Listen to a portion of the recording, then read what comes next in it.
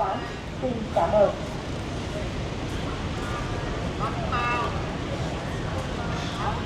No bad walking allowed at park entrances. Anything from the management board of Central Curriculum and then it is indicated. Ladies and gentlemen, park walking is not allowed at park entrances. However, there are still a few people regularly walking the path, especially blocks with no mergers at the eastern park, ground and entrances. Those actions can pose insecurity risk for the public and violate the rules and regulations of the East. To ensure a clean and safe environment,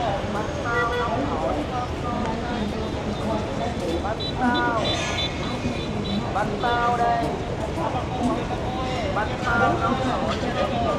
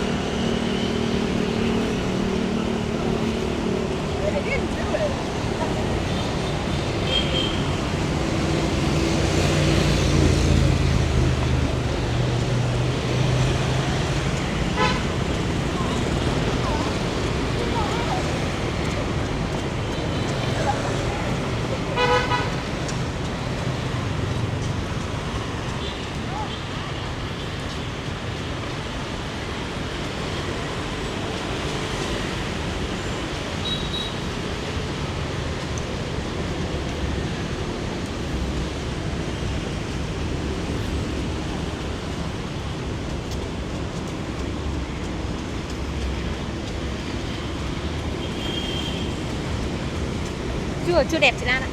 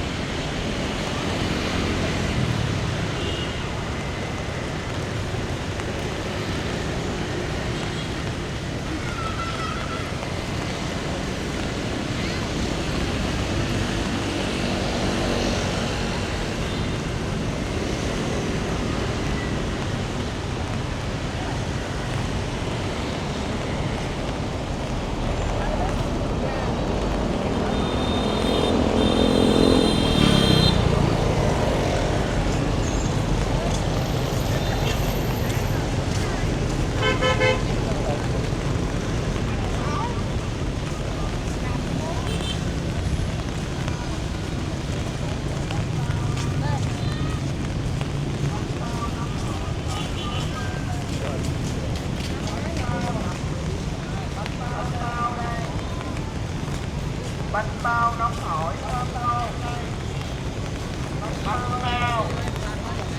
Bánh bao đây.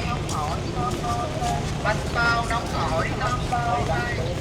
Bánh bao đây. Bánh bao. Bánh bao đây. Bánh bao. Bánh bao đây. Bánh bao nóng hổi thơm ngon đây. Bánh bao đây. Bánh bao đặc biệt. Bánh bao đây.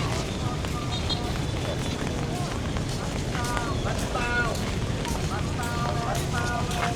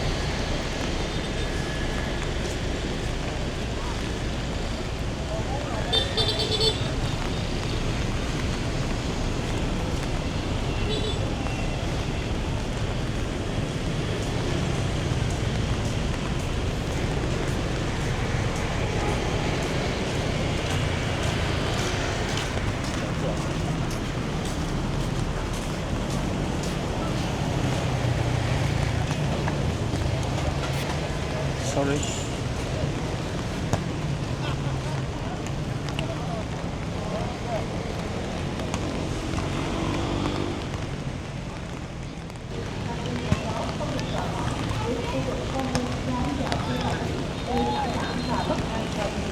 Điều này trái với nội quy quy định và bảo hiểm. Để bảo vệ môi trường biển sạch đẹp và an toàn, một lần nữa, ban quản lý yêu cầu người dân và du khách tuyệt đối không được can dắt thả thực phẩm ở khu vực công viên và dưới bãi biển. Khi phát hiện có tình trạng trên, quý khách vui lòng phản ánh về ban quản lý qua số điện thoại đường dây nóng 02362 218 878. Xin cảm ơn.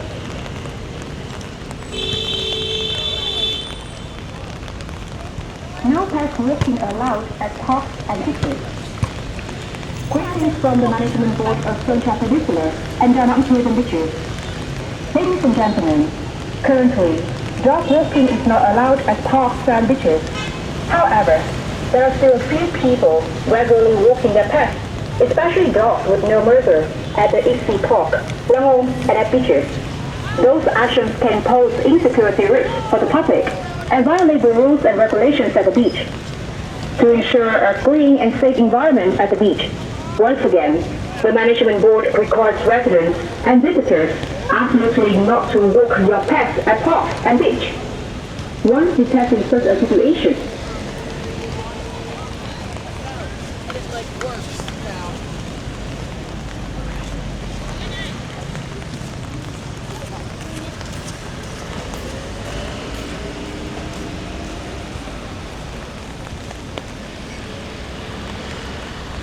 Ban quản lý bán đảo Sơn Trà và các đại diện du lịch Đà Nẵng xin kính chào quý khách. Kính thưa quý khách, thực hiện chỉ đạo của Chủ tịch Ủy ban nhân dân thành phố công văn số 1929 ngày 21 tháng 2 năm 2016 về việc quy định không thể ăn nhân dân kinh doanh của các công nghệ viên ví dụ như xe vận